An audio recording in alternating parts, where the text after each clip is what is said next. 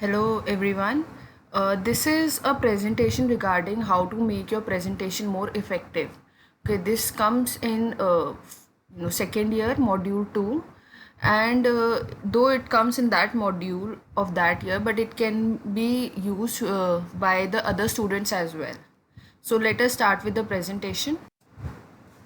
Now I have started with the very basic how to hold a pencil. तो basically चार तरीके होते हैं. इस स्लाइड में दो तरीके हैं.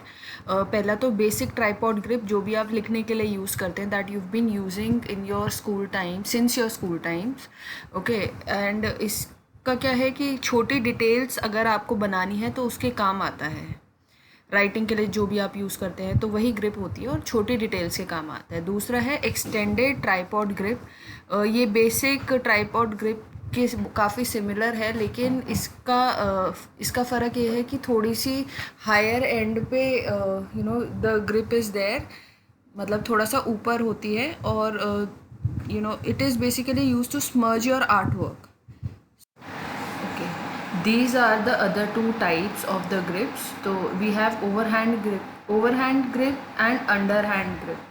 So overhand grip में क्या होता है, हाथ साइड से आप पेंसिल को पकड़ते हो और कुछ ब्रॉड एक्सप्रेसिव मार्क्स क्रिएट करने की कोशिश करते हो. ठीक है, और ऐसा क्यों?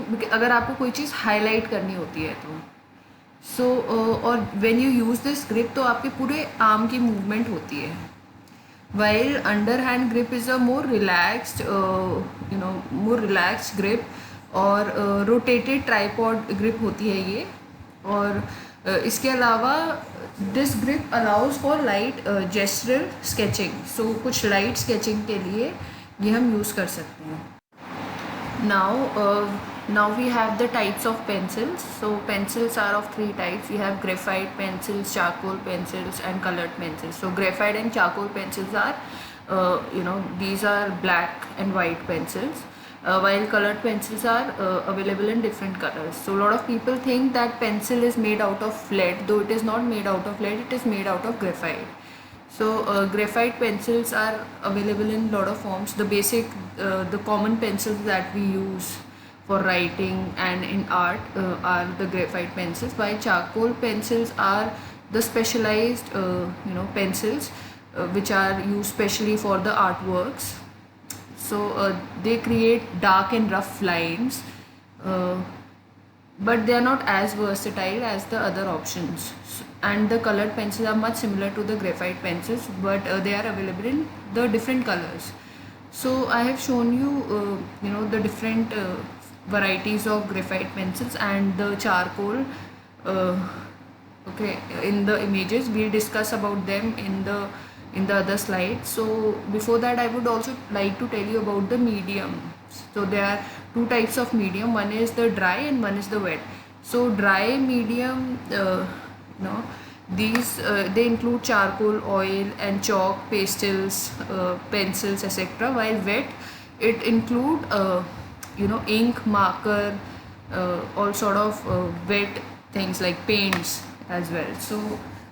So this presentation is basically for representing your drawing. So we'll talk about that's why we're talking about the pencils, and we are also talking about the mediums.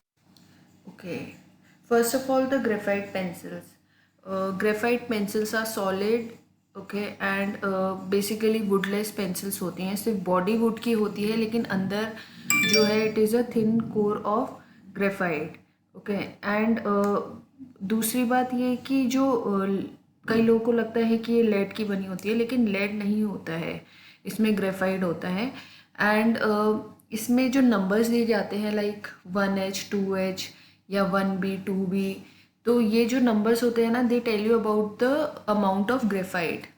एक तो सॉफ्ट होता है और एक हार्ड होता है. तो अगर ग्रेफाइट जो है it is mixed with clay, तो अगर वो पेंसिल हार्ड है तो इसका मतलब क्ले बाइंडर ज़्यादा है, और अगर सॉफ्ट है इसका मतलब ग्रेफाइट ज़्यादा है उसमें. क्ले की मतलब क्ले के अलावा ग्रेफाइट इज़ मोर. हालांकि इसमें मिक्स यूज़ होता है. एक तीसरे टाइप की पेंसिल है जिसमें कि ग्रेफाइट के साथ कार्बन यूज़ होता है, क्ले यूज़ नहीं होता है, and they are called ebony pencils. Okay दूसरी बात इसमें मैं ये बताऊंगी कि एच और बी में फ़र्क होता है। एच पेंसिल्स क्या होती हैं, एच का मतलब होता है हार्डर ग्रेफाइट, ठीक है, एंड बी का मतलब होता है सॉफ्टर ग्रेफाइट। तो अगर 4H पेंसिल की हम बात करेंगे तो वो लाइट होगी, लाइट मार्क्स क्रिएट करेगी देन 2H, क्योंकि 1H जो है it will be harder than 4H, 4H will be softer then 1H। Okay that is one thing. The other thing is अगर हम B की बात करेंगे उसमें उल्टा हो जाएगा, 1B is going to be softer than 4B, ठीक है। So this is about the graphite pencils. तो इसके साइड में मैंने H और B के मार्क्स लगाए हुए हैं, you can go through that. Then you have charcoal pencils. Charcoal is in different types. First would be the powdered charcoal. So powdered charcoal जो है वो आपने देखा होगा आर्टिस्ट यूज करते हैं to create tonal values. Then usually they are use over larger surfaces, okay, जहाँ पे स्केचिंग का जो एरिया है वो ज़्यादा होता है। सो बैकग्राउंड में आप यूज़ कर सकते हो, ओके, इजीली इरेज हो जाती है and can be darkened by adding the layers of the charcoal. So then compressed charcoal is it comes with gum binder and it is round और square sticks. charcoal pencils को हम compressed charcoal बोल सकते हैं, right side में मैंने दिखाया भी हुआ है। So they can either be in the form of pencils और नॉर्मल compressed, तो पेंसिल में एक बॉडी अलग से होगी उसकी। तीसरा जो है that is pure charcoal. Pure charcoal जो है it is very soft and it has very dark tones but it is very messy.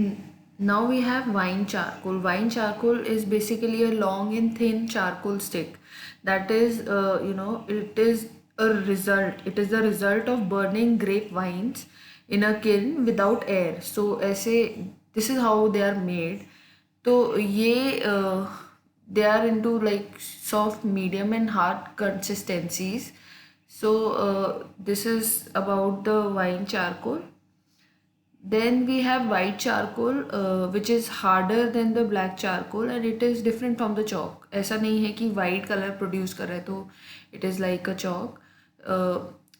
It is different and it makes a much more harder line. इसके अलावा left में मैंने जो image दिखाई है that is to show the difference between the compressed charcoal, the hard charcoal, the medium charcoal and the soft charcoal. So this is how you can differentiate between all the types. Okay, these are the other two types of the grips. So we have overhand grip and underhand grip. So overhand grip में क्या होता है, हाथ side से आप pencil को पकड़ते हो और कुछ ब्रॉड एक्सप्रेसिव मार्क्स क्रिएट करने की कोशिश करते हो, ठीक है। और ऐसा क्यों, अगर आपको कोई चीज़ हाईलाइट करनी होती है तो और when you use this grip तो आपके पूरे आर्म की मूवमेंट होती है। while underhand grip is a more relaxed more relaxed grip और rotated tripod grip होती है ये। और इसके अलावा this grip allows for light gestural sketching. So कुछ लाइट स्केचिंग के लिए ये हम यूज़ कर सकते हैं।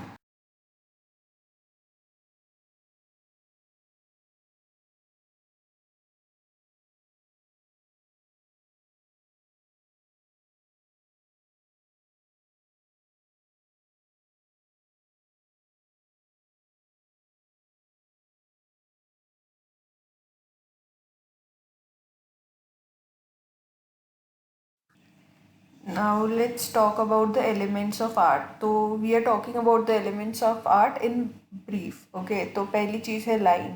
लाइन क्या होता है, जब डॉट्स को आप एक सीधी डायरेक्शन में मिलाओगे तो it becomes a line, okay, and it is a continuous mark going in any direction. So it can be either horizontal, it can be zigzag, it can be vertical. So lines are made to create a movement, a texture, direction and expression. तो अगर आप एक zigzag को lines को अगर आप बहुत सारी zigzag लाइंस बनाओगे तो एक अलग टेक्सचर क्रिएट होगा, वो आगे एक स्लाइड में दिखाया हुआ है, how lines are use to create the textures. Then the other thing is that we have contrast. Contrast क्या होता है? Basically difference between two things. तो अगर you wearing all, for example if I tell you about your clothes, okay, you wearing all black and suddenly उसमें कुछ yellow colour का आपके कपड़ों पे येलो कलर का एक अलग, या तो आपने जूते पहने या फिर कुछ और येलो कलर का कुछ और पहना, तो it means yellow is creating a contrast with the whole black that you wearing. So contrast मतलब दो चीज़ें एक दूसरे से बिल्कुल अलग. और वो क्यों किया जाता है? वो इसलिए क्योंकि आप एक बोरिंगनेस को हटाते हो उससे, ठीक है, और आप लोगों का ध्यान उसकी तरफ ज़्यादा जाता है एक कॉन्ट्रास्ट क्रिएट करके. अदरवाइज अगर वो पूरा ब्लैक होगा तो वो बहुत अच्छा नहीं लगेगा, ठीक है, it will be a very monotonous sort of a thing. So you create a drama, you create an attraction with the help of contrast. So let's talk about this. In the case of light and shadow, we can say that extreme contrast in drawings are can also be made. और एक Italian term है चियरोस्कोरो, basically जिसका मतलब होता है light and dark. तो जितनी भी मैंने आपको पिक्चर्स दिखाई हैं उसके अंदर सिर्फ दो कलर्स यूज़ किए गए हैं, एक वाइट और एक black. And how they are being distinct with the background, you please see that, okay. And सिर्फ कॉन्ट्रास्ट की वजह से ही उसमें और ज़्यादा ब्यूटी आ रही है. सो this, if you talk about this Italian term, it refers to a gradual transition of values. So used to achieve the illusion of how light and shadow interact on three-dimensional forms. सो इसमें हमें ये देखना होता है कि light कहाँ से आ रही है, लाइट का सोर्स किस डायरेक्शन से आ रहा है, ठीक है. और अगर आप वो कंसिडर करोगे तो आप उस पार्ट को आप लाइट ही बनाओगे जहाँ पे लाइट पड़ रही है. So light source is very very important in this. And of course I have already told you that the contrast chiaroscuro creates drama, okay. तो इसके नीचे मैंने एक इमेज दिखाई है जिसके अंदर वेरिएशंस हैं कलर के, स्मूथ ट्रांजिशंस दिखाए हुए हैं. तो अगर आप लास्ट वाला ट्रांजिशन का लास्ट वाला पार्ट और फर्स्ट वाला पार्ट लोगे तो ये दोनों कॉन्ट्रास्ट बना सकते हैं, ठीक है. Then let's talk about some hard pencil marks. So these are the, मतलब पेंसिल से आप किस किस टाइप के मार्क्स बना सकते हो. अभी आगे आप पढ़ोगे हैचिंग के बारे में, so you will be able to relate more about this. So it can be the only vertical, it can be the only horizontal, और वर्टिकल हॉरिजॉन्टल को साथ साथ रख सकते हो आप, और वर्टिकल हॉरिजॉन्टल के ऊपर आप डायगनल्स भी क्रिएट कर सकते हो. So this is basically to open your mind how only with the lines there can be a number of variations. और कुछ में it is light and in some lines the tones have been dark. So what variations it can create. Then these are the other, the irregular dots, the layer of graphite rubbed diagonally to create some atmosphere, okay. And then also you have woolly scribble. Scribbling क्या होती है? जो आप pencil से use just आप एक irregular से expressions बनाते रहते हो, दैट इज कॉल्ड स्क्रिबलिंग. सो कैसे डिफर कर सकती है, like zigzag lines, and then you have tone rubbed vertically. So this is basically to open your mind so that you can think more in terms of the texture for any surface. Now let's talk about the techniques. Techniques जो है वो बहुत सारी types की हो सकती है, like shading, blending, stripling. Shading or blending you might be knowing, and what is stripling? Basically it dots dot से एक इफ़ेक्ट क्रिएट करने की कोशिश की जाती है। तो अगर आपकी डॉट्स जो है वो एक स्पेसिंग ज़्यादा है उनमें, तो इसका मतलब आप जो ऑब्जेक्ट दिखाना चाह रहे हो वो it is not very dense, it is light in density. Okay, और अगर उनके बीच में गैप कम है तो it is your object is more dense. Then you have cross hatching. So hatching भी है और क्रॉस हैचिंग भी है। हैचिंग क्या होती है, आप कुछ लाइंस बनाते हो, और लाइंस जो है वो वर्टिकल भी हो सकती हैं, जैसे आपने पिछली कुछ स्लाइड्स में देखा। तो they can also be known as hatching. Lines vertical भी हो सकती हैं, हॉरिजॉन्टल भी हो सकती है, मिक्स भी हो सकती है, डायगनल भी हो सकती हैं, जिगजैग भी हो सकती हैं। तो जब वो बहुत सारी होती हैं then it is called hatching. Okay, और क्रॉस हैचिंग में एक जो लाइन है, because it is going diagonal, तो एक अलग इफेक्ट क्रिएट हो रहा है। सो इसको आप एक अलग से एक टर्म यूज़ करते हो, that is cross hatching. Then the other is bone drawing. Bone drawing क्या होता है, आप एक ड्राइंग बनाते हो, एक कॉम्पोजिशन बनाते हो, ठीक है। उसके अंदर आप उसके जो कॉम्पोजिशन आपने बनाया है, सपोज करो आपने एक फ्लावर बनाया, तो आप फ्लावर के अंदर कलर नहीं करोगे। आप फ्लावर के बाहर जो भी पूरा वाइट एरिया है, जो कि which is not which is your background, not your drawing, आप उसको ब्लैक कलर करोगे, ताकि आपका वो जो फ्लावर है वो अपने आप हाईलाइट हो जाए। ठीक है, वो वाइट हाईलाइट होगा, और उसके अंदर आप एक 3D इफेक्ट भी क्रिएट करने की कोशिश करोगे, तो उसके वजह से आप थोड़ी बहुत शेडिंग उसमें कर सकते हो। That is called bone drawing. Okay, अभी तक आपने लाइंस की बात की है, वो लाइंस हॉरिजॉन्टल, वर्टिकल, डायगनल, और उनसे कैसे कुछ इफ़ेक्ट्स आप क्रिएट कर सकते हो। अब हम लाइंस की बात करेंगे इन architecture. So okay, first very basic, light, medium, heavy और एक्स्ट्रा हैवी फुल लाइंस में ये फ़र्क है कि इनकी जो थिकनेस है वो डिफ़र करती है। Thickness of a extra heavy full line would be different. It is going to be more thick than the light full line. उसकी thickness कम होगी, ठीक है।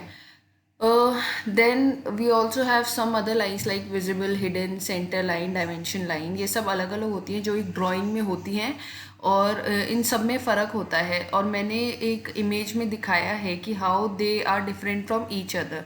Then let's talk about the line characteristics. जो thicker lines होती हैं they are very dominant and intended to be seen. आप चाहते हैं कि लोग उसको देखें, okay. And the thinner lines are subordinate but just as important. Lighter lines can be use as guides for drawings, other features, और for lettering properly. So guided lines, जैसे आपने ऊपर प्लान बनाया है इन कंस्ट्रक्शन या इन design also, और उससे आपको नीचे उसका एलिवेशन बनाना है, तो you can use the guidelines, but they have to be very very light, okay. Then, thick lines are approximate, they have a width of 0.6 mm. So, and then thin lines have, the approximate width is 0.3 mm. So, thick की जो है वो ज़्यादा होती है, thin की कम होती है. And then you have other thin lines also, like you have, you have visible lines, you have hidden lines. सो जो हिडन लाइंस वो होती हैं जो कि आपके प्लान के में है, वो दे आर इम्पॉर्टेंट बट वो दिख नहीं रही हैं, तो उन्हें आप as a hidden line show करोगे। उसके अलावा डॉटेड में आप शो करोगे, जैसे आपका फर्स्ट फ्लोर का प्लान है और नीचे मतलब ग्राउंड फ्लोर के प्लान में कुछ लाइंस आ रही हैं, तो आप वो उन्हें डॉटेड में शो करोगे। So this is how it is. Then dimensions line have to be different. Then dimension lines के साथ आपका arrow आएगा, slash आएगा. So you have to take care of these things. और इस में आपको इस slide में एक composition दिया हुआ है of a plan and showing how मतलब कि width से line की thickness से क्या फ़र्क पड़ता है, और hidden lines कहाँ कहाँ यूज़ हो रही हैं, or you can go through that. So now let's talk about the architectural drafting line work. So now we'll be talking about the lines in details. First of all, the hidden lines, which represents the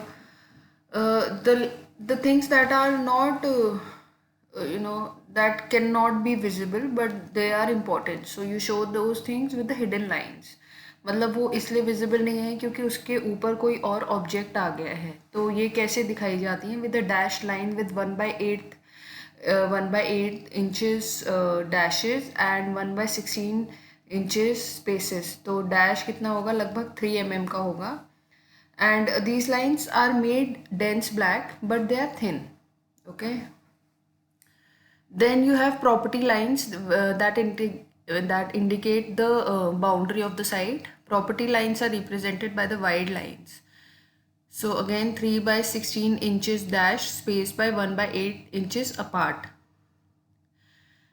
So next is property line corners. तो एक circle होता है with a specific diameter which has been mentioned, and उसके side में on one side there is a longer line and on one side there is a shorter line, and this you indicate that वो जो आपकी वो property है या जो site है वो वहीं तक है, उसके within ही सब कुछ design होगा, उसके बाहर नहीं होगा। And then you have centre lines which are basically thin dense black lines interrupting by a single dash with a space.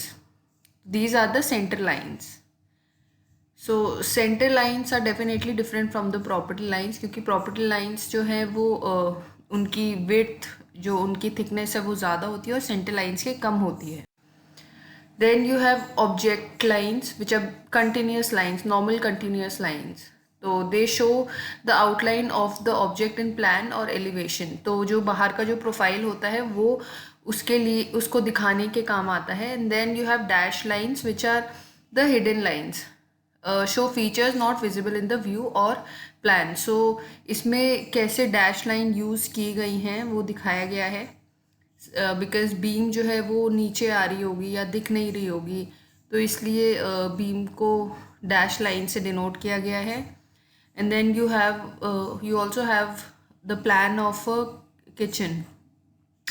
So there you can see the hidden lines.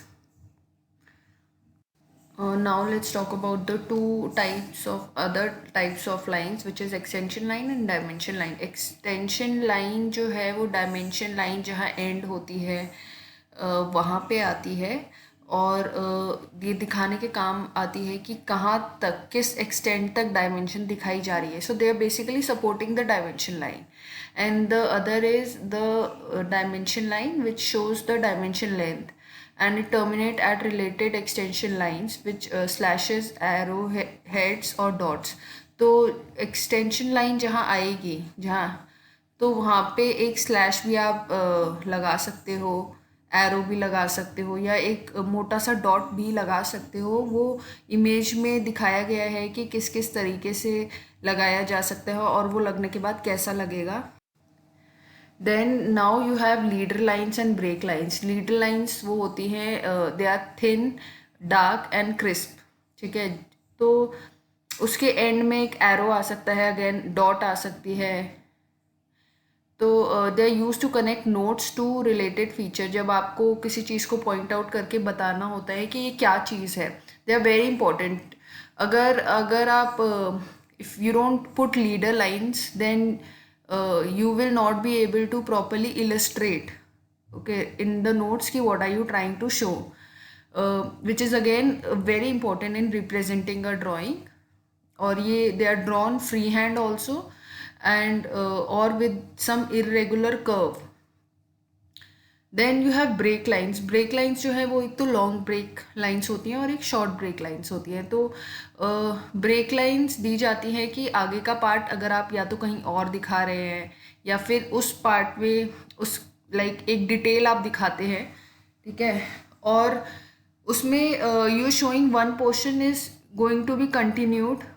ठीक है, नीचे उसका अगर दूसरा पार्ट अगर आप बनाओगे तो फिर एक लॉन्ग ब्रेक लाइन आप लगा सकते हो या शॉर्ट ब्रेक लाइन भी लगा सकते हो. वो डिपेंड करता है कि आपका एरिया जो है वो ज़्यादा है या कम है. Now we are talking about the lettering. Lettering जो है वो दो टाइप से आप लेटरिंग कर सकते हो. One is your single stroke lettering and the other is slanted lettering.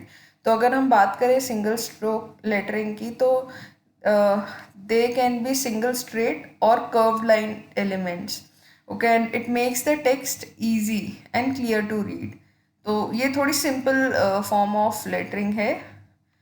और इसके अपने कुछ रूल्स होते हैं, like foot units are followed by foot symbols.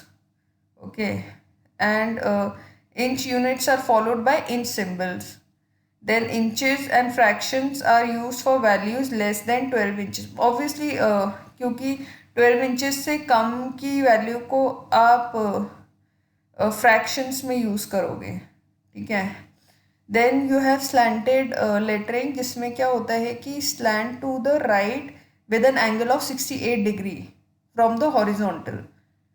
तो एक पर्टिकुलर एंगल आप फॉलो कर रहे हो इसमें स्लैंटिंग वे में. और upper case slanted lettering is use for water feature names in the mapping. Then इसके भी कुछ अपने रूल्स होते हैं, which is minimum it should be 1/8 inches, that is 3 mm.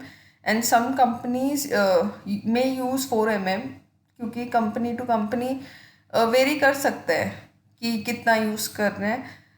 And all the dimension, numericals, notes and other lettered information should be the same. Okay, ऐसा नहीं है कि एक बार आपने स्लैंट यूज़ कर लिया फिर आपने सिंगल स्ट्रोक में चेंज कर लिया. ऐसा नहीं होता, यूनिफॉर्मिटी मेंटेन करनी पड़ती है. Then except titles, drawing numbers and captions are also has to be the same. So height of the fraction number should be the same as other lettering associated with the fractions. Now let's start with architectural fonts. तो एक जो drawing होती है उसका बहुत बड़ा हिस्सा होता है कि detailing, drawing and your labelling with words. So कई बार क्या होता है कि आपकी ड्राइंग जहाँ पे पहुँचती है, रिप्रेजेंट हो रही होती है, वहाँ आप नहीं होते हो एक्सप्लेन करने के लिए, तो वहाँ पे labelling is important. Okay, and दूसरा ये कि कई बार बहुत सारी डिटेल्स होती हैं एक प्रेजेंटेशन में, तो सारी डिटेल्स याद नहीं रहती हैं, तो वहाँ पे भी आप लेबल कर सकते हो. ठीक है. तो ये आपकी प्रेजेंटेशन का एक बहुत बड़ा पार्ट होती है. और आप किस तरीके से लिखते हो, किस साइज, एक पर्टिकुलर साइज में, एक स्टाइल में, तो of a typography, it becomes your font. तो with the so this is going to have a very specific size, weight and style. Okay, as I told you. तो बहुत ही variations हो सकती हैं. लाइट हो सकती है, इटैलिक हो सकती है, बोल्ड हो सकती है. ठीक है, वो डिपेंड करता है आपके टेस्ट पे डिपेंड करता है कि आप क्या फॉलो करना चाहते हो. लेकिन आपको उसके बारे में पता होना चाहिए, उसकी हिस्ट्री पता होनी चाहिए, फ़र्क पता होना चाहिए, ताकि आप फ्लूक में ना डिसाइड करो. सो this is why I think you should know about the history and evolution of typography. So basically Roman time से ही यूज़ होता है, क्योंकि प्रिंटिंग प्रेस तो तभी आ गई थी. So this is how your fonts have been evolved.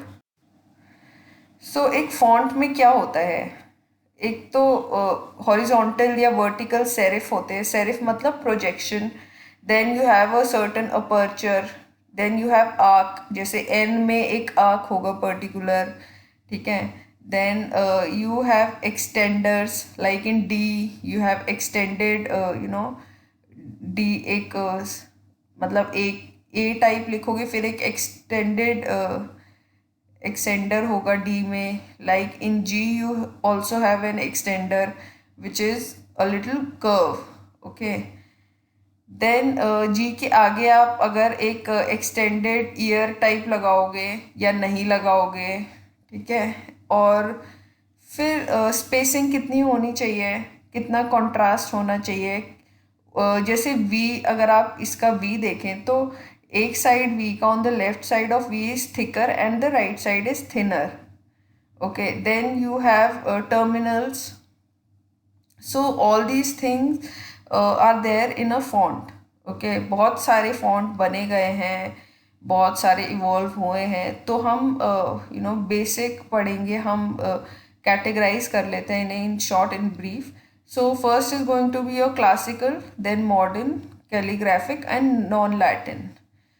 तो ये अलग अलग जगहों में इवॉल्व हुए थे, ठीक है, अलग अलग ज़रूरतों के हिसाब से इवॉल्व हुए थे. सो let's start.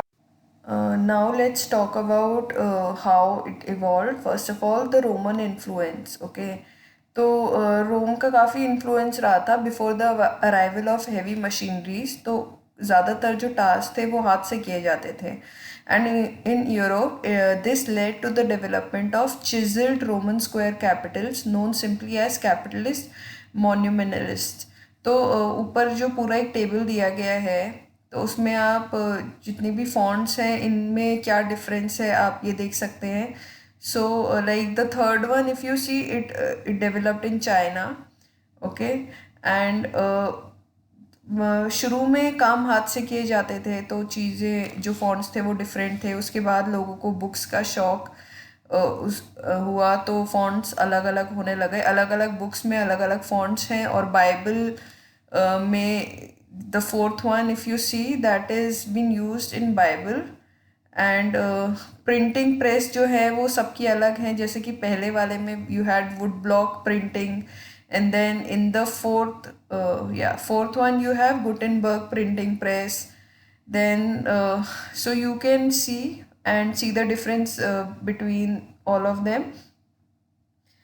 So, boosted by the Roman Empire's immense power and geographic spread, they set the stage for the entire Western type structure, later unfolding into writing style of their own. तो पहले जो थे सब पूरे western लोग जो थे वो रोमन का फॉलो कर रहे थे. उसके बाद they developed their own.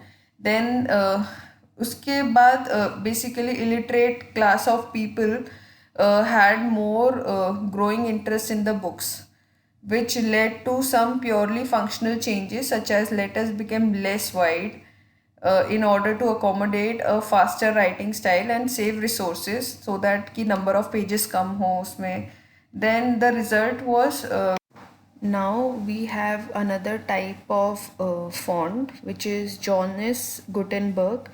One of the chief reason why it was good to communicate with this is Gutenberg's printing press was the tool that was used for this. And it was more convenient type that first allowed for the composition of single glyphs. Glyphs are basically elemental symbols with an agreed set of symbols. तो जो already existing है उसमें कुछ addition किया गया, and वो addition क्या था, longer lines of text. So then in East Asian scripts where wood carving proved easier, then we had metals, higher durability, and option for consistent aesthetic across a single font. Further boosted the technology's reputation, and eventually it established as a prevalent form in Europe. So there was a special typeface which was designed for the world's first printing book. और वो जो world's first printing book थी वो कौन सी थी, Gutenberg Bible. Based on textura and schwabacher due to their condensed counters and increased spacing. तो okay, what is textura and squabature? Squabature is basically German word which means specific style of black letter. Again, it evolved from Gothic textures, and it was designed in Italy. So इससे design होके this font developed, and इसके बाद because it allowed condensed counters and increased spacing, the technique allowed for more characters per line and in turn more information per page. So अगर आप extreme right में देखेंगे ऊपर photo में, तो दोनों तरफ आप पेज के लिख सकते हो. सो इसमें क्या है, इंफॉर्मेशन ज़्यादा मिल रही है, और the wastage of papers is less. Now let's talk about the classical typography. This comes in humanist. Humanist is basically a school of thought which believes in the human rights and rather than the religion. So it talks about science and humanism rather than the religion. Okay, and this is these are bracketed and often asymmetrical serifs and are often called Venetian after the Italian city became famous for its active printing community. Basically, Italy जो था in its early Renaissance period was a place of technological wonders और वहाँ पे printing जो थी वो काफ़ी common थी. So, Venetian का मतलब होता है something that belongs to Venice, and Venice is a city in Italy. So that is how it is called Venetian, and they tend to have consistent stress angles, moderate strokes, contrast, and generally exhibit a strong connection between the actual glyph forms and uh, writing tool being used. In this case, a broad nib pen is used. Okay, so the society focus shifted from medieval philosophies to the idea of free will. Artist और artisans की जो value है वो काफ़ी बढ़ गई थी, and उसके बाद एक्सपेरिमेंटिंग जो थी वो शुरू हो गई थी अपने अपने फील्ड में सबकी, and defining the period in typography as humanist, and this is why we call it humanist period. Then we have another type which is basically with the advancement of printers. We have Nicole Jensen. Then it designed their work in the opposition of the previously shown condensed black letter. Okay, क्योंकि उसमें क्या हो रहा था कि उसमें जो थे वर्ड्स बहुत क्लटर्ड थे, काफ़ी पास थे और इतनी क्लियर विजिबिलिटी नहीं थी. ठीक है, तो जर्मनी में वो फॉलो हो रहा था, तो उसका इस पे भी इफ़ेक्ट आया. तो ये जो प्रैक्टिस थी, it forms from the merger of two different styles, that is the Carolingian minuscule, which is basically a script which developed in calligraphic standard in Europe. ठीक है, होली रोमन एम्पायर में ये आई थी. तो इसमें क्या था कि जो वर्ड्स थे आपके, they were wide. Okay, wide lower case letters and the triumphal and imposing Roman imperial capitalis. So this about this sort of font. Okay, now this is another type of font. इसका नाम है Gerald and Eldine. Okay, so this is characterized by uniform consistency with larger contrast as well as moderate weight and an oblique axis. Okay, so I have showed you in the image above how it looks like, and basically ये किसने निकाला था? ये दो लोगों के combination ने निकाला था. One was the French punch cutter Claudie Garamond and the other one was the Italian publisher Aldus Manutius. तो पंच कटर कौन होता है? जो कि अल्फ़ाबेट्स को स्टाइलाइज करता है, पंच करता है, कहीं से काटता है, कहीं से कुछ जोड़ता है.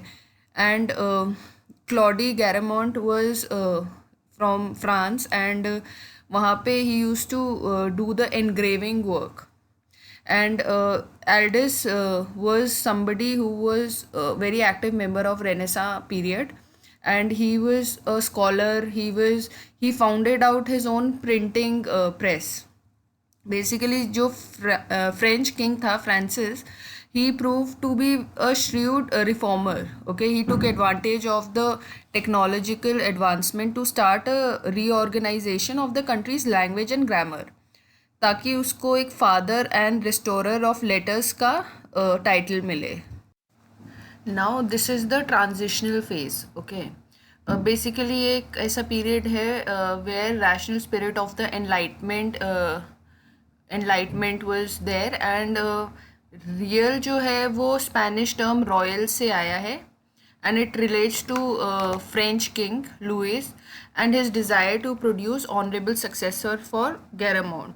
Garamond basically this is a group of many old style serif typefaces named for 16th century Persian engraver. ठीक है, और he what he wanted to be a successor for them. ठीक है, by this point engraving techniques जो थी वो काफ़ी complex हो गई थी, और they would allow bigger contrast and finer detailings which interacted well with the prevailing art styles of the times. क्योंकि उस वक्त that was the time when baroque and rococo was there, so इसीलिए लोगों को थोड़ी स्टाइलिश मूवमेंट्स चाहिए थी, थोड़ी स्टाइलिश अल्फ़ाबेट्स में कुछ स्टाइल चाहिए था. सो इस में अगर आप इस फॉन्ट में देखेंगे तो कैलीग्राफी की ही हिंट आपको मिलेगी, and but mostly it relied on a bigger stroke contrast, stylized shapes and bracketed serifs and round terminals. Okay, serifs, as I told you earlier also, these are the projections. Now modern typography. Modern typography में we talk about Diadon font, which is basically this type of font आप अभी भी देख सकते हैं. It is a genre of serif typeface that emerged in the late 18th century and was the standard style of general purpose printing during the 19th century also.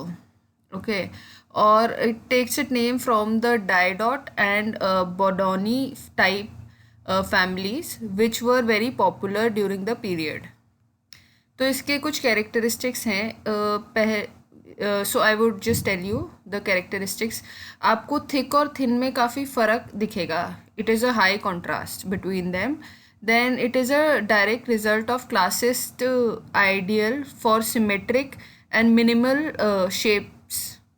और दूसरा ये कि vertical orientation of weight axis है, और इसका मतलब ये है कि जैसे जैसे अगर चीज़ ऊपर जा रही है, अगर आपका पेन ऊपर की तरफ जा रहा है तो वो थिन रहेगा, और अगर नीचे की तरफ जा रहा है तो थिक हो जाएगा. तो अगर आप ऊपर के वर्ड्स देखेंगे तो इसमें यही है कि ऊपर की तरफ थिन हो रहा है और नीचे की तरफ थिक हो रही है. जैसे एन में आप देखेंगे, या डी में देखेंगे. So as soon as you start D with the circle, तो ऊपर की तरफ थिन है, नीचे की तरफ थिक है. Then some stroke endings show ball terminals. Okay, and so that is all about this type of font.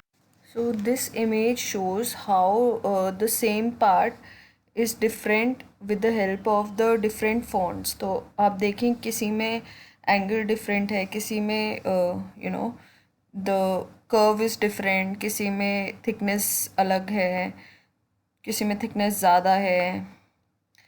तो this image shows you the clear identification of how the fonts are different from each other. So after industrial revolution we needed a different form, that is slab serif form, and this type of new interface could fill the voids. So apart from the newspaper typefaces optimized for faster printing, the high interest in engaging advertisements sparked the appearance of type for attention grabbing headlines and irresistible slogans. Basically हमें एक इस type का font चाहिए था जिसमें कि which is eye grabbing, which takes your attention immediately for the headlines of the newspaper and things like that. So इसके characteristics थे कि thick block-like serifs, and it form a large and varied genre. It comes in that category. So on the left side I have showed you how this font would look like. Then by the increasing and balancing the proportion of the old grotesque font and then carefully distributing the width and the weight of the both, they created a brand new class of fonts. We call them neo grotesque, and basically they are neo grotesque जो है, they are much more refined than the grotesques, during which the type designers were still feeling their way around the new style. So thus the neo-Grotesque lose many of the awkward curves, and so it is more simpler than the previous one. So on the right side I have shown the image जिसमें कि you can see what neo-Gothic would look like. And next we talk about the 1920s. There was a new form of visual expression called the International Typographic Style. So this was a new style which emerged in Switzerland and developed in Germany, Netherlands and Russia also. And major influence जो था, it had a major influence on modernist movements and gave birth to many of the concepts in art and architecture. और इसमें क्या था characteristics थे that it was more clean, readable and objectivity उसकी जो थी वो ज़्यादा clear थी. Then hallmarks of the style are asymmetric layouts, use of a grid. So use of a grid if you say, then it grid pattern जो था वो इसमें follow होता था. And it was ragged right text. And the style is also associated with the preference for photography in place of illustrations or drawings. So that is about the international typographic style. Then next is we have the humanist sans font and geometric sans. So humanist sans में क्या था, while modernists were busy with their reforms, another group were more interested in a softer approach to handwriting and calligraphy. So it was more soft. Okay, the words, the curves were more over there, so it became a little soft. मतलब उसके जो serifs थे वो बहुत ज़्यादा sharp edges वाले नहीं थे. This new style had much lower contrast, mostly open apertures, curves with slanted stress, and terminals that closely mirrored the strokes. And the next is geometric sans, hailing from the Germany, of course. The geometric sans style is characterized by smooth shapes and widespread use of geometric forms, including near perfect counters and an efficient appearance. So this period was a hotbed for cultural experimentation, as in a lot of experimentation was taking place, and gave rise to a number of avant-garde movements that wanted to merge crafts across the mediums. तो ये एक ऐसी movement थी where art was also emerging with the other things. So art was giving a lot of importance. So perhaps the notable amongst these was the Bauhaus school, where the concept was born in the attempt to combine art, industrial design and the architecture. So art, structure and architecture, all the three things were important. Now we have hybrids. In the past few decades, the borders between the different typefaces divisions have become increasingly blurred. तो हमें बहुत ज़्यादा difference नहीं समझ में आता, to the point where we can now define a separate hybrid class. तो एक अलग हाइब्रिड क्लास है जिसमें कि चीज़ें थोड़ी मिक्स हो जाती हैं, existing as a part of a wider post modernist movement. So hybrid and calligraphic and the other now you're going to read will come in postmodernist movements. So these fonts can include features from several categories and are often designed to be used for many purposes rather than a selection. And the other is the calligraphic. One of the original trio of the categories calligraphics include typefaces with a pronounced handcrafted or incised origin. We can distinguish between 5 types of calligraphic fonts. तो calligraphic font में भी 5 तरीके के आते हैं. First is the script, then glyphic, Gallic, graphic and black letter. So पहला है script. Script में rapid handwriting that uses pointed or broad nibbed pens, brushes or other similar instruments. So on the right side I have tried to show you what is the script font of calligraphy. Calligraphy is basically the nowadays being used as the art of writing. So generally you do, इसके courses भी होते हैं और you do it by hand. So different styles of writing, and it is more artistic in nature. So script में you use your running hand more, and while there are variations in the width and the x height, scripts usually feature cursive slants, letter joints and ligatures, and are considered among more dynamic typographic groups. So you can see and the difference. So the link between the letters, how is it different, and there are cursive slants, and there are contrast over the writing tools, and the handwritten loops, जो S के ऊपर जो एक loop है cursive, that. Glyphic is another type of font which makes generous use of tapering down strokes. तो अगर आप देखेंगे उसके जो down strokes हैं वो थोड़े से different हैं. Okay, they have an additional serifs.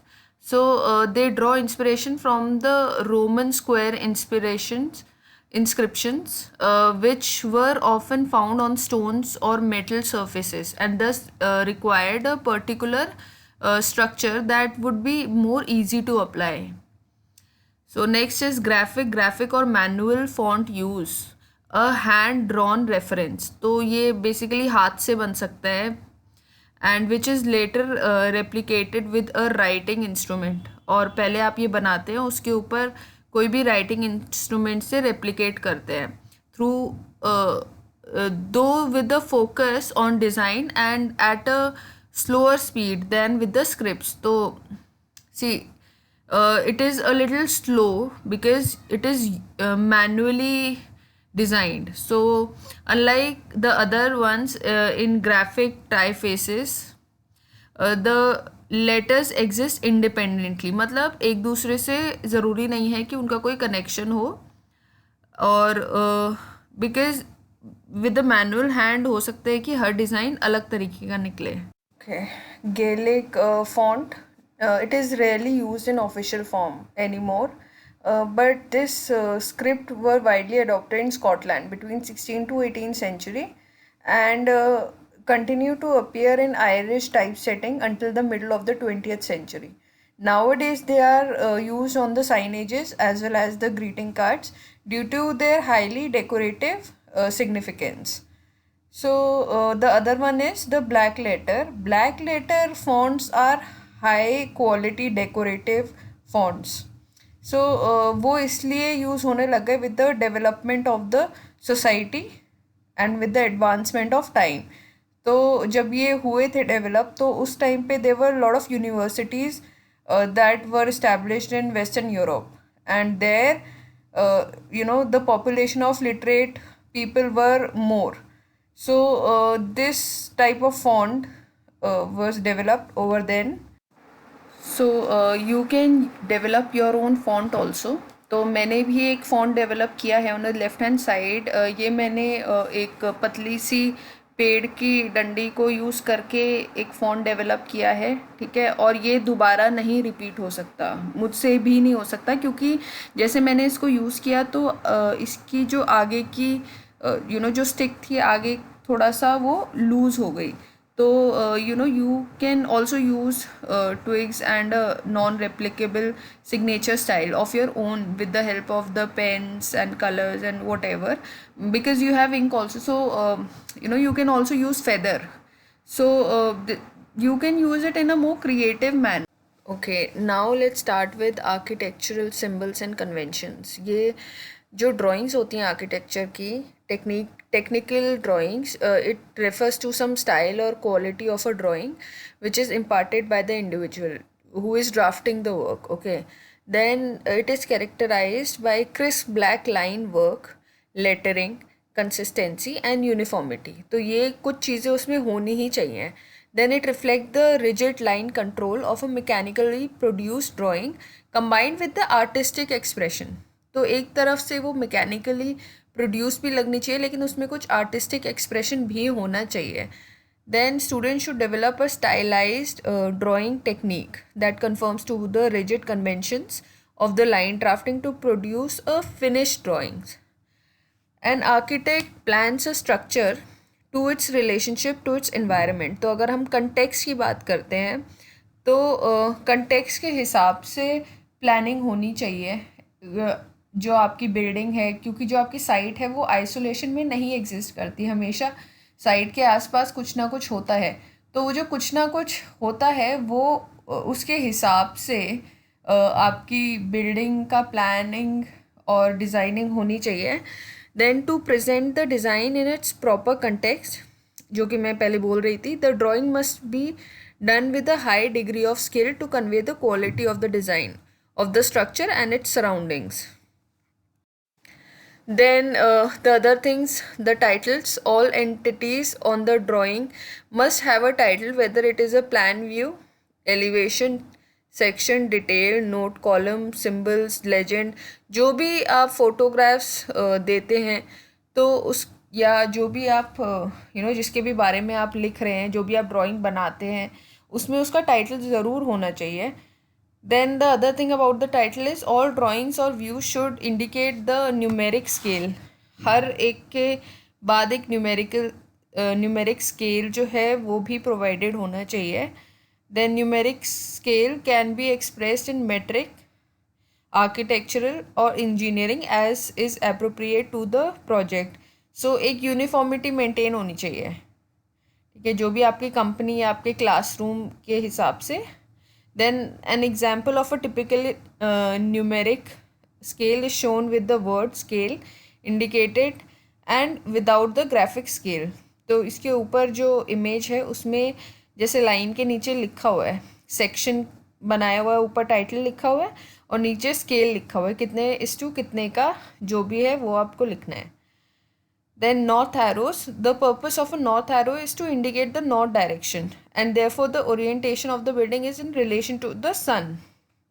तो नॉर्थ जो है उससे आप अपनी सन की मूवमेंट का पता लगाते हो। The circle size is user defined and should be about 1 inch in diameter. Then you should use the base command and place a base point in the center of the circle. तो जैसा right side में आपको दिखाया हुआ है वैसी एक north का एक साइन होता है, तो that should be there. So after industrial revolution we needed a different form, that is slab serif form, and this type of new interface could fill the voids. So apart from the newspaper typefaces optimized for faster printing, the high interest in engaging advertisements sparked the appearance of type for attention grabbing headlines and irresistible slogans. Basically हमें एक इस type का font चाहिए था जिसमें कि which is eye grabbing, which takes your attention immediately for the headlines of the newspaper and things like that. So इसके characteristics थे कि thick block like serifs, and it form a large and varied genre. It comes in that category.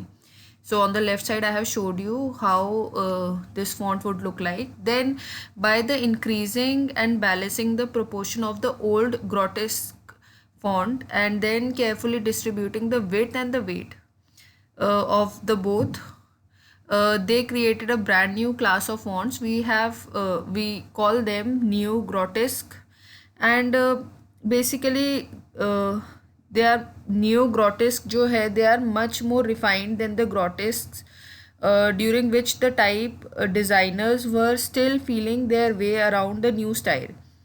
So thus the neo grotesque lose many of the awkward curves and so it is more simpler than that the previous one.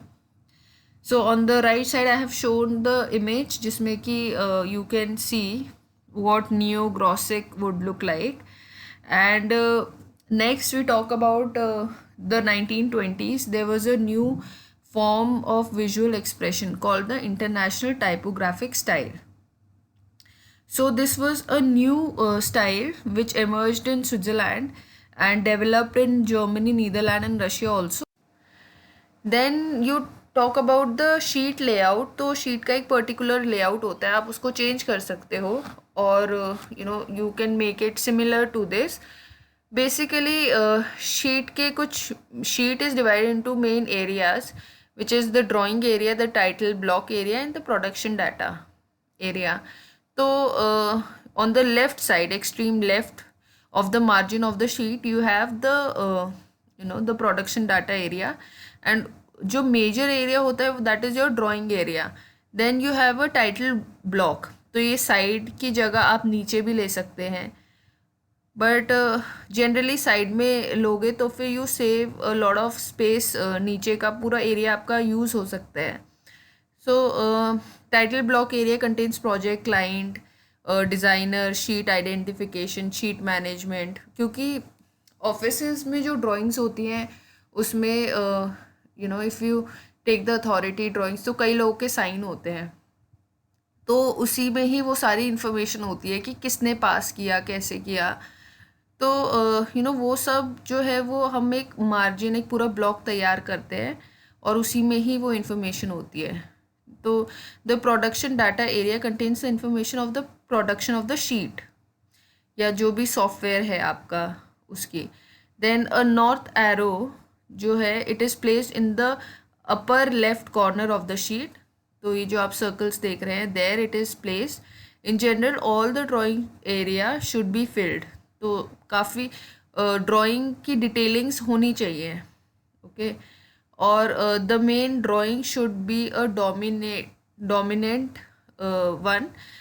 It should be a dominating picture on the sheet with the detailed drawings and general notes related to the main drawing.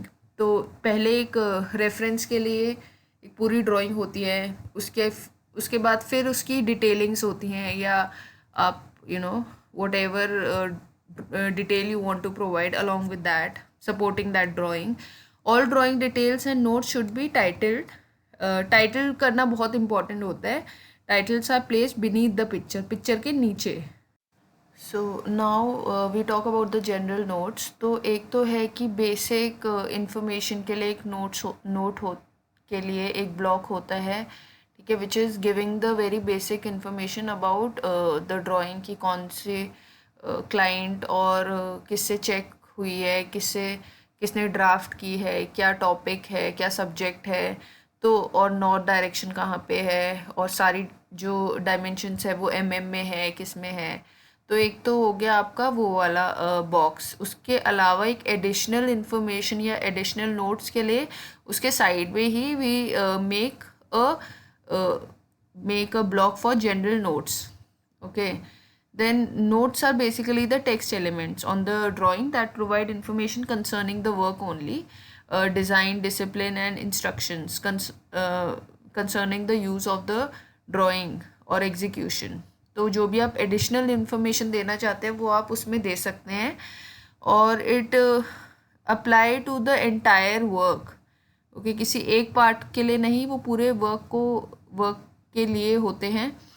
And it is not necessary to repeat them on all the subsequent sheets. तो आप पहली sheet पे ही you can provide the general notes which are applicable for all the sheets, for all the drawings and all the sheets. Then they are used to communicate sheet specific information or instructions. On a small project, the general notes would appear on the first drawing sheet within the set, followed by the general discipline notes and general sheet notes. Architecture drafting line work. So earlier I have told you about the types of the lines that we use and how lines create an effect.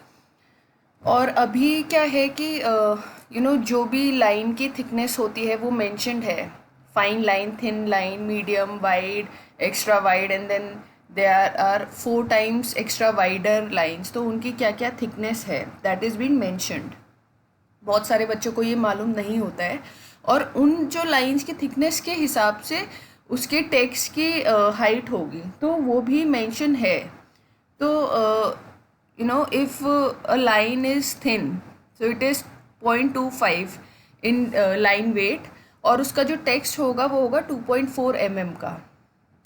And till 10 mm. Okay, सो जो भी line की जो line wait होता है, line की जो width होती है, वो आपकी ड्राइंग को बहुत ज़्यादा क्लियर बनाती है। वो बताती है कि ऑब्जेक्ट ऊपर आ रहा है, नीचे आ रहा है, छुप रहा है, and it makes your drafting much more better. Okay, and then you have architectural drafting line work, जिसमें कि डिफरेंट एरोज मैंने बताए हैं आपको कि arrows can be open, close, solid, और it can be a slash. तो जहाँ पे भी अगर आप डायमेंशन दिखाओगे या फिर इलस्ट्रेट करोगे कि यहाँ पे मेरा कॉलम आ रहा है, इतने थिक का कॉलम आ रहा है, तो एरो आप कोई भी इनमें से यूज़ कर सकते हैं। Then the dimension lines are represented by a thin line connecting between extension lines, defining the beginning end of the object being dimension. तो जिस भी ऑब्जेक्ट की आप डायमेंशन लेंगे तो साइड में एक तो एक्सटेंशन लाइन आएगी और बीच में आपकी डायमेंशन लाइन आएगी। क्योंकि वो थिन है तो आप थिन लाइन वेट फॉलो करोगे, जो मैंने आपको पिछली स्लाइड में बताया है। A terminator mark identifies the intersection between the extension line and the dimension line. आपको पता होना चाहिए दोनों में क्या डिफरेंस है। कई बार क्या होता है कि डायमेंशन आप कंटिन्यूसली, जैसे एलिवेशन में आप कंटिन्यूसली बताते हैं कि इसकी इतनी है, उसके नीचे ये इतना एरिया है, तो कंटिन्यूसली डायमेंशन लाइंस बनती चली जाती हैं। तो उसके केस में कि 2 डायमेंशन लाइन के बीच में आप कुछ एरिया छोड़ोगे, तो वो कितना होगा, that I have told you in this slide. Please go through this. या so now we talk about the buildings in plan. तो प्लान जो है, if you talk about plan then you talk about the horizontal dimensions. So if you want to show the horizontal dimensions, that means the edges should be drawn bold, sharp and accurately. Okay, a thin line drawing has a weak spatial edges and result in a very drab plain picture. मतलब एक thin line से बहुत clear picture नहीं आएगी, तो हम क्या करते हैं, उसको highlight करने की कोशिश करते हैं, उस प्रोफाइल को, जो भी आपकी प्लान की आउटर प्रोफाइल है या इनर भी है तो भी like in case of side plan, अगर आप अपनी जो बिल्टअप एरिया है उसका आउटर प्रोफाइल लेते हैं तो आप उसको डार्क करेंगे। और while in case of a thick profile line with a thin line inside, it gives the building a more massive appearance. तो नीचे जो है इमेज में 2 तरीके हैं। एक तो ये है कि एक सिंगल एक थिक प्रोफाइल आप बना दें और एक लेफ़्ट साइड पे एक थिक प्रोफाइल के अंदर एक थिन प्रोफाइल है, तो that is much better, I would say. आप खुद ही देखिए difference. Then if you talk about the pitched roof, then it should be textured to increase the 3 dimensional quality. तो आप उसको कैसे टेक्सचर करेंगे, कैसे टेक्सचर प्रोवाइड करेंगे, बेसिकली जिस भी डायरेक्शन में आपका स्लोप जाएगा, पहली बात तो आप उसी डायरेक्शन में लाइंस बनाएंगे, ठीक है। दूसरी चीज़ जो आपको ध्यान रखनी है कि अगर आपका सन बिल्डिंग के कौन से फेस पे पड़ रहा है, उसको आप लाइट हैच प्रोवाइड करोगे। सो ये 2 चीज़ें हैं जो आपको प्लानिंग के वक्त ध्यान रखनी है। और जो ओवरऑल रिप्रेजेंटेशन है स्ट्रक्चर की, it should conform to the overall style of the drawing and the other symbols used. Now we talk about the drawing representation. So in drawing representations there are a lot of things like sectioning, उसमें symbols और methods जो भी आप use करते हो। Section हम क्यों देते हैं, ताकि हम अंदर का इंटीरियर डिटेल्स प्रोवाइड कर सकें, ठीक है। And only solid material at the cutting plane is shown. Then the dimensions may be inserted by interrupting the hatching lines. अगर हैच की, इसका मतलब अगर कहीं आपको हैच प्रोवाइड करना है और फिर डायमेंशन भी देनी है, तो आप हैचिंग लाइन को इंटरप्ट कर सकते हो, ठीक है। Then cutting planes preferably pass through the external view and are represented by a thin chain line. Overheads indicate the direction of viewing. The specific cutting plane identified by letters near the tail of the arrowhead. So अगर आप इसमें image में देखेंगे तो आपको दिखाई देगा कि कैसे कैसे आप डायमेंशन लाइन कैसे प्रोवाइड कर सकते हो। जैसे कि ए है तो आप नीचे जैसे बीच में से प्रोवाइड कर रहे हो तो नीचे आप उसके लेफ्ट हैंड साइड में you can provide the name also.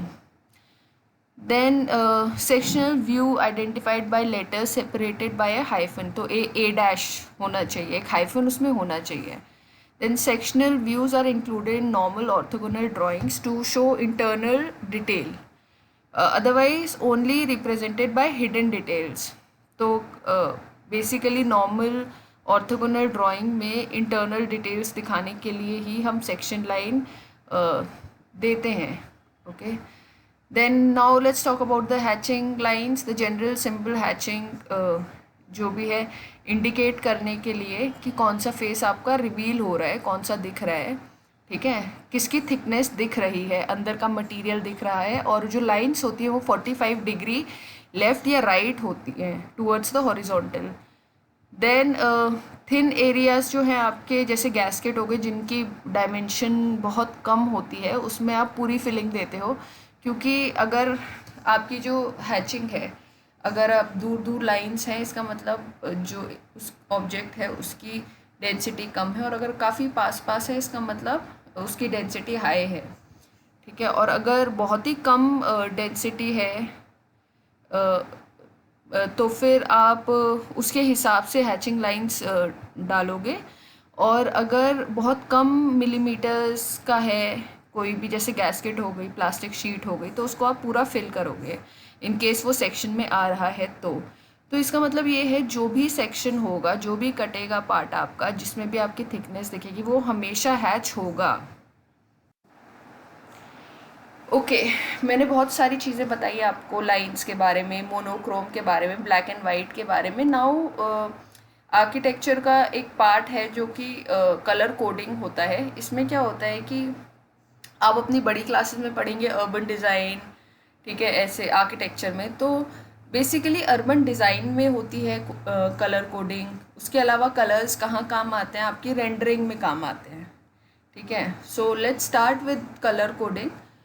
Colour is more frequently use in urban design drawings than in architectural drawings, ठीक है, क्योंकि उसमें क्या होता है कि आपका स्केल अलग हो जाता है, ठीक है। सो अगर स्केल अलग हो जाएगा तो आप एक तरीके के कलर से पूरे उसको डिनोट करोगे कि वो पूरा जोन, अगर कमर्शियल है तो कमर्शियल के लिए एक अलग कलर होगा, देन रेजिडेंशियल है तो रेजिडेंशियल के लिए अलग कलर होगा, then if it is green then the colour would be different. Okay, और नीचे आप पूरा लेजेंड प्रोवाइड करोगे कि एक बॉक्स बना के और लिखोगे कि ग्रीन कलर डिनोट कर रहा है क्या।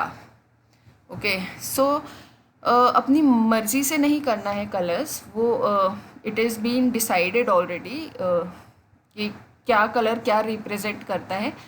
सो primary use of colours in urban design is to categorise and clarify large amounts of visual information, ठीक है। हर जगह आप रेजिडेंट 1 रेजिडेंट 2 नहीं लिख सकते, आप पूरा एरिया अगर रेजिडेंशियल है तो रेजिडेंशियल का कलर आप प्रोवाइड करोगे। Then comprehensive plans and land use maps और cities use standard coded colours to represent the use patterns of a city. Okay, now let's go through what color is being used for what. So yellow is used for residential uses such as single family and town houses. तो आप इसको कैसे use कर सकते हैं, अपने site पे use कर सकते हैं। अगर आपके साइट के आसपास जो भी दूसरी साइट है उसमें क्या है, उसके हिसाब से आप वो कलर प्रोवाइड कर सकते हैं।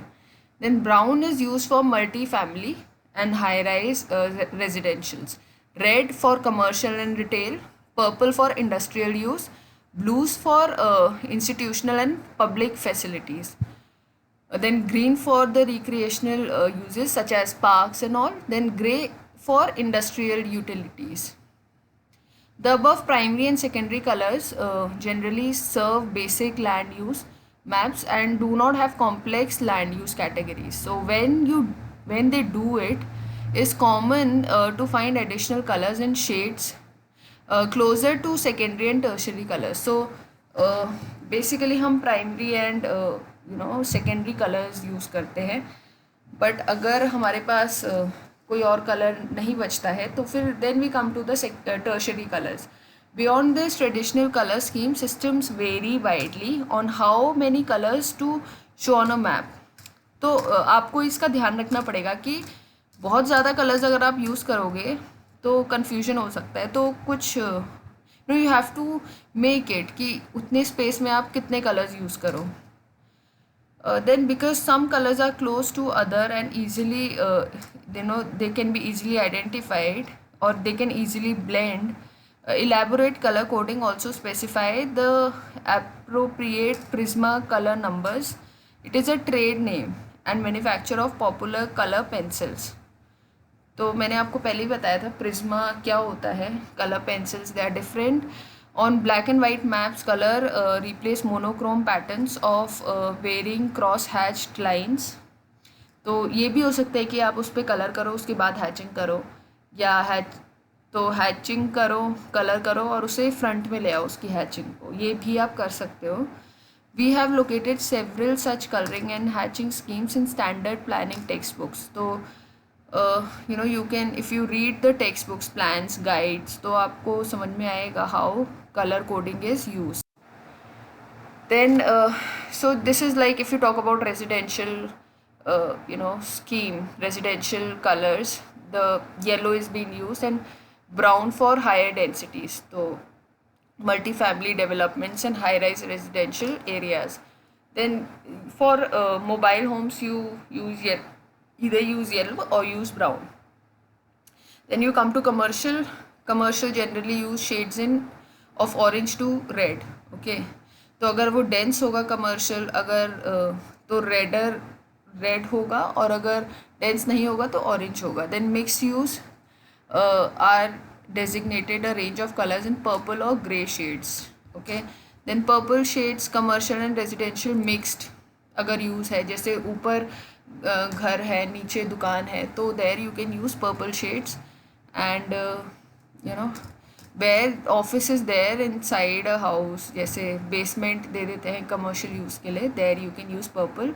Then grey is for office and light industry mix use.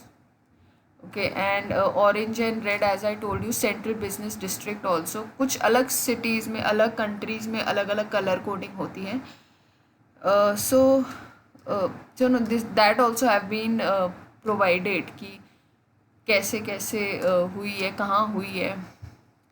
Then industrial uses in most of the cases are rendered in grays or shades of purple. Then open space areas are typically green or they are left uncolored. Okay, generally आप green आप uncolored भी छोड़ सकते हो अगर आपको लग रहा है कि it should be left uncolored. Okay, then public and government lands such as military installation are commonly colored in light shades, जैसे पिंक हो गया, और उनको भी आप ब्लैंक छोड़ सकते हो. सो प्रिफरेबली आप उसको कलर दे सकते हो क्योंकि नीचे आप लेजेंड में लिखोगे. अगर आप ब्लैंक छोड़ोगे तो हाउ विल वो ब्लैंक तब छोड़ना जब कहीं और ब्लैंक नहीं छोड़ा. ठीक है, for transportation and public utilities आप black is the preferred colour. Black जो है वो it can be a lighter form of black colour. नहीं तो आपकी शीट जो है वो बहुत black, it will come out, मतलब वो काफ़ी निकल के आएगा वो रंग, इसलिए lighter shade of black and a darker version of grey. So that you have to see. Then different types of facilities may be colored with different shades of grey when grey are not used for other designations. तो अगर grey कहीं और नहीं use हो रहा है तो grey यहाँ यूज़ हो सकता है. तो मैंने आपको बताया था ग्रे मिक्स यूजेस के लिए यूज़ होता है, बट इन केस नहीं हो रहा है तो यहाँ किसी और उसके लिए भी आप यूज़ कर सकते हो. For environmental category such as wetlands, resource protection area, steep slope, the deeper shades of green and blues are frequently used. Now black and white coding schemes, so where only you try to use black and white.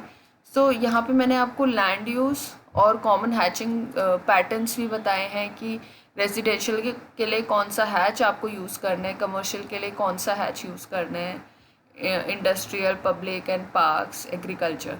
So you can go through that as well as the colours. तो कई बार आप hatching के ऊपर भी मैंने बताया था आप कलरिंग दे सकते हो. So you should know such things. Okay, आप अपने मन से कुछ भी नहीं हैच कर सकते या कोई भी कलर नहीं दे सकते हो. ये these are the standards in the books. Then again another slide showing the colours.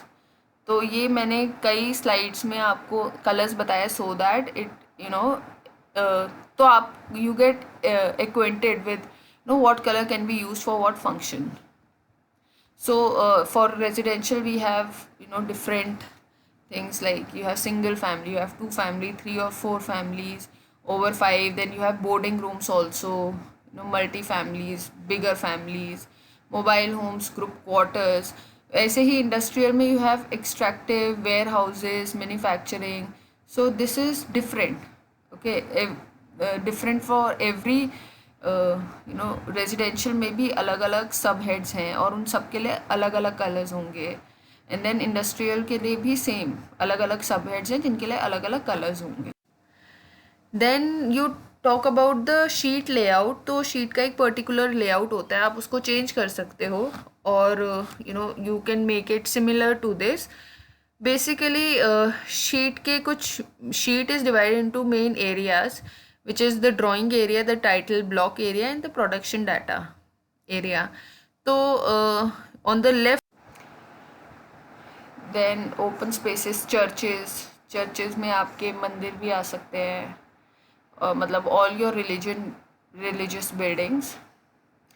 Then yeah, so this is a plan which is completely color coded. तो आप देखेंगे कि इसमें हर चीज़ कलर्ड है और उस कलर की वजह से हर चीज़ एक दूसरे से कितनी डिस्टिंक्ट है. और अगर आप ग्रीन एरिया को देखें तो it has been hashed also. So this is the difference that it makes and अगर आप इसको ध्यान से देखेंगे तो इसमें हर किसी की वेट अलग है, लाइन वेट अलग है, देन हैच का वेट अलग है. तो this is a drawing I wanted to show you to so that you understand the difference. And of course illustrations भी हैं, उसके अंदर अलग फॉन्ट है. तो this is a good example of a colour coded plan. And besides that you can see the line weight, you can see the hatchings also, you can see the illustrations also. Okay मैंने बहुत सारी चीज़ें बताई आपको lines के बारे में, monochrome के बारे में, ब्लैक एंड वाइट के बारे में. नाउ आर्किटेक्चर का एक पार्ट है जो कि कलर कोडिंग होता है. इसमें क्या होता है कि आप अपनी बड़ी क्लासेस में पढ़ेंगे अर्बन डिज़ाइन, ठीक है, ऐसे आर्किटेक्चर में. तो बेसिकली अर्बन डिज़ाइन में होती है कलर कोडिंग. उसके अलावा कलर्स कहाँ काम आते हैं, आपकी रेंडरिंग में काम आते हैं, ठीक है. So let's start with colour coding. Colour is more frequently use in urban design drawings than in architectural drawings, ठीक है, क्योंकि उसमें क्या होता है कि आपका स्केल अलग हो जाता है, ठीक है. सो अगर स्केल अलग हो जाएगा तो आप एक तरीके के कलर से पूरे उसको डिनोट करोगे कि वो पूरा जोन, अगर कमर्शियल है तो कमर्शियल के लिए एक अलग कलर होगा, देन रेजिडेंशियल है तो रेजिडेंशियल के लिए अलग कलर होगा, then if it is green then the colour would be different, okay. और नीचे आप पूरा लेजेंड प्रोवाइड करोगे कि एक बॉक्स बना के और लिखोगे कि ग्रीन कलर डिनोट कर रहा है क्या, ओके. सो अपनी मर्ज़ी से नहीं करना है कलर्स, वो it is been decided already कि क्या कलर क्या रिप्रेजेंट करता है. So primary use of colors in urban design is to categorize and clarify large amounts of visual information, ठीक है. हर जगह आप रेजिडेंट 1 रेजिडेंट 2 नहीं लिख सकते. आप पूरा एरिया अगर रेजिडेंशियल है तो रेजिडेंशियल का कलर आप प्रोवाइड करोगे. Then comprehensive plans and land use maps और cities use standard coded colours to represent the use patterns of a city. Okay, now let's go through what color is being used for what. So yellow is used for residential uses. Okay, now there are some other considerations for a good presentation. I'm going to tell you that in a brief. So for a representing architecture drawing, you must use graphics and text, okay, to represent your idea clearly and communicate the details and essential aspect of the scheme. So what I mean is that you should only tell what is necessary, okay, and what is not very necessary, not much needed, you should skip that part because quality is better than quantity. And अगर ज़्यादा quantity होगी तो ज़्यादा confusion होगा, ठीक है. So then your work together should come as a unified selection of drawings with a format, scale and style that work together to create a logical and comprehensive view of the project. So it should come as a unified selection of drawings. एक जो drawing है वो दूसरे से अलग नहीं होनी चाहिए बहुत ज़्यादा. Then inconsistencies can cause a lack of clarity and confusion. अगर आपकी बहुत ज़्यादा different होगा ग्राफिकल स्टाइल में या स्केल में या फिर फॉर्मेटिंग में तो बहुत confusion होगी. In general we read design presentations from left to right. Okay, so ये होता है पहले लेफ़्ट, जो पहले बताना है वो लेफ़्ट में लिखोगे और जो बाद में बताना है वो राइट में जाते जाते फिर this is how it should be managed, और top to bottom. Then you have to show the progression, मतलब जो ज़्यादा बेसिक है वो आप पहले दिखाओगे, फिर आप जनरल पे जाओगे, फिर आप स्पेसिफिक पे जाओगे, फिर आप डिटेल पे जाओगे. सो this is how it should B. And orientation, setting and size में you should know the sequence जिसमें भी आप काम कर रहे हो. Then structure, take a moment to organize your work. Okay, उसमें चीज़ें क्या क्या कन्वे होनी चाहिए. What are you trying to convey? Number one, what drawings, images do you have to show as a part of the criteria, and what are the key elements, okay, in your drawings that you would like to portray. मतलब words लिखने, आपको पूरी कहानी नहीं लिखनी है, story नहीं लिखनी है, सिर्फ वर्ड्स लिखने हैं और उस वर्ड्स को आप वहाँ पे सामने जाके इलेबोरेट कर सकते हो. सो आई एम टेलिंग, जैसे प्रोजेक्ट टाइटल एक्सट्रीम लेफ्ट में, उसके बाद एक कॉन्सेप्ट. तो this is how you can use both the sides of your sheets. So this is one way of. Then next is the layout. Layout essentials में sketching your layout, how you do that. And पहले आप एक rough sketch सोचोगे अपने मन में कि कैसे क्या क्या पॉसिबिलिटीज़ हैं, कैसे आप डिज़ाइन कर सकते हो, और उनमें से आप चेक करोगे कि बेस्ट क्या वर्क कर सकता है. फिर स्मॉल स्टोरी बोर्ड स्केच और a small scale mockup of your presentations can also work very well. कि मतलब how you reach to that stage of that particular design, that would show कि आपका जो डिज़ाइन है वो it is well thought of, you have really work for it. And you can adjust the layout until you yourself are satisfied. Satisfied किस चीज़ से? उस arrangement से और उस alignment से. Make sure your plan that you plan your board so that you can see the relationship between the drawings. तो हर drawing का कुछ ना कुछ relationship रहना चाहिए with the reference plan. Okay, and कुछ भी isolation में नहीं exist करना चाहिए.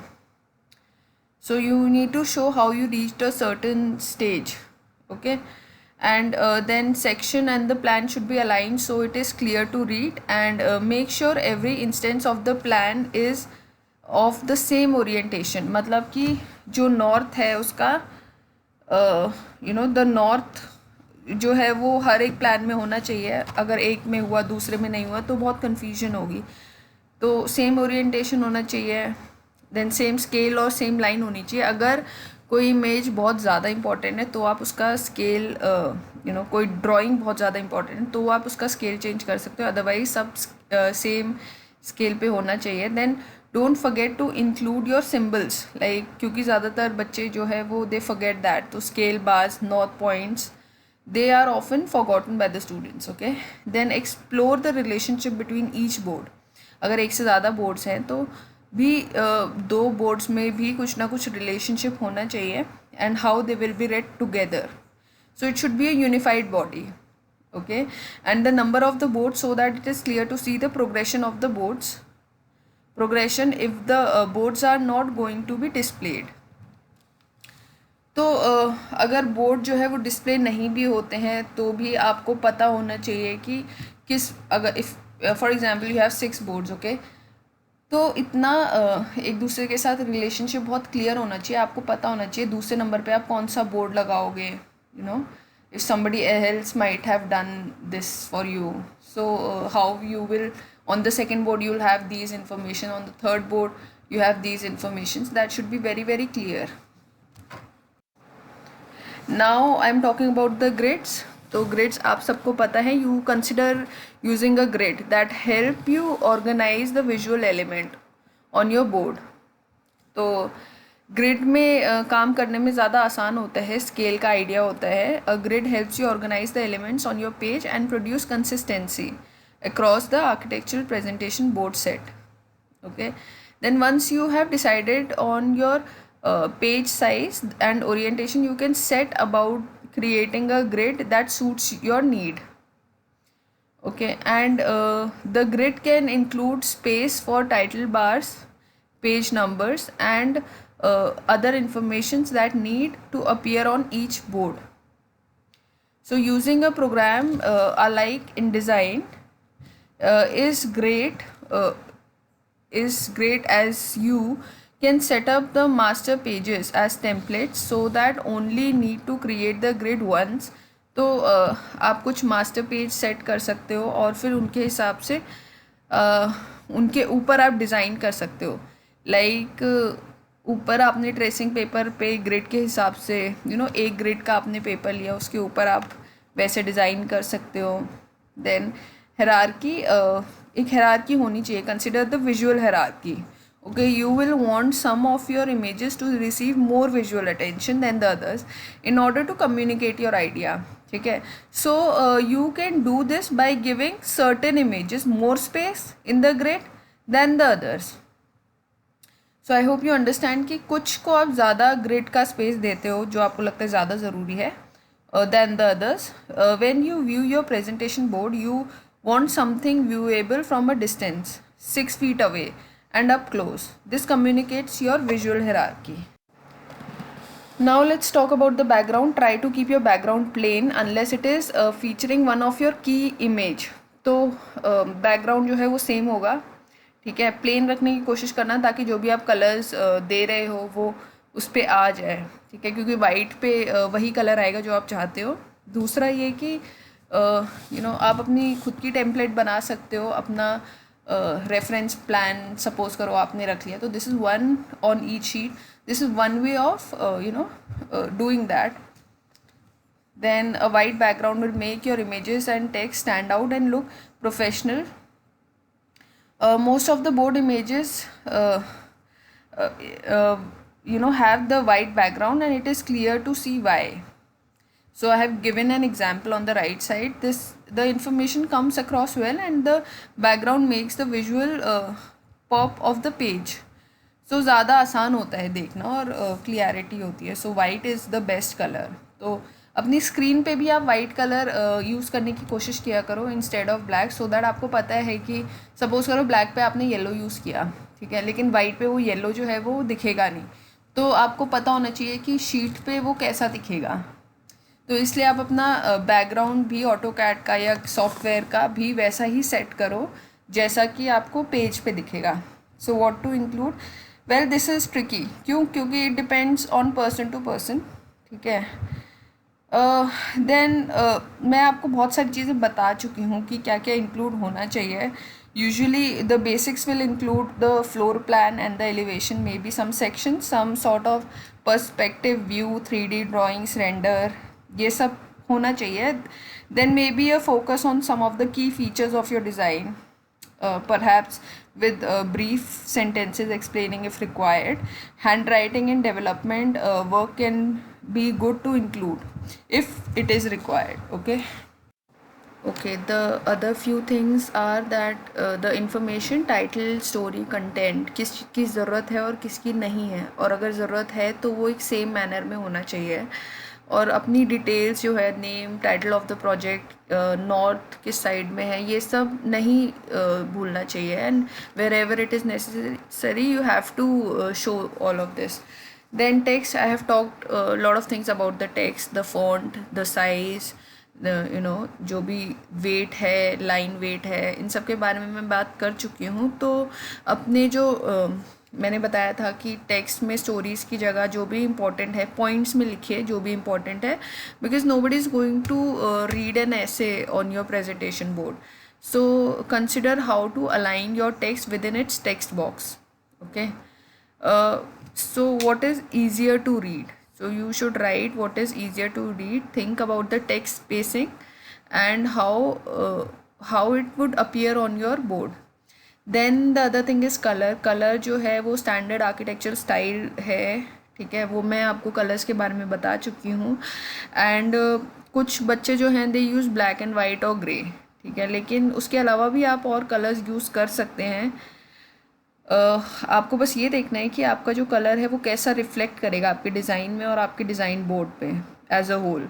सो this is how you will consider the colours, how many colours you can use, and overall कैसी फील देगा वो एक स्कीम को. So I hope by now you understood what are the basic standards of a drawing and how you can make your drawing much better. Thank you so much for listening.